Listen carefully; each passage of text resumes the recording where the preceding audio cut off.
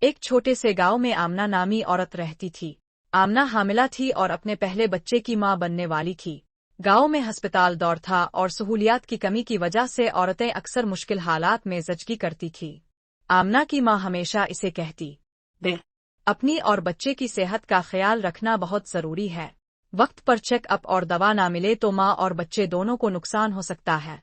لیکن گاؤں میں کلینک نہ ہونے کی وجہ سے آمنہ پریشان رہتی۔ اسی دوران حکومت نے گاؤں میں موبائل ہیلتھ یونٹ بھیجا۔ ڈاکٹرز اور نرسز نے آمنہ اور دیگر عورتوں کو سمجھایا کہ حمل کے دوران اچھی خوراک، ویکسین اور وقت پر معائنہ کتنا ضروری ہے۔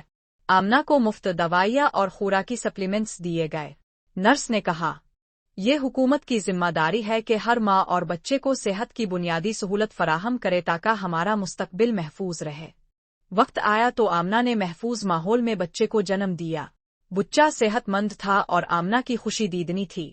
گاؤں کی دوسری عورتوں نے بھی یہ سیکھا کہ حکومت کی سہولیات سے فائدہ اٹھانا اور صحت پر توجہ دینا۔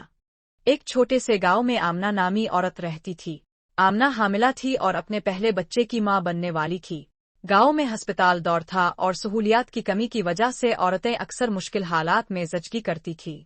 آمنہ کی ماں ہمیشہ اسے کہتی، اپنی اور بچے کی صحت کا خیال رکھنا بہت ضروری ہے۔ وقت پر چیک اپ اور دوا نہ ملے تو ماں اور بچے دونوں کو نقصان ہو سکتا ہے۔ لیکن گاؤں میں کلینک نہ ہونے کی وجہ سے آمنہ پریشان رہتی۔ اسی دوران حکومت نے گاؤں میں موبائل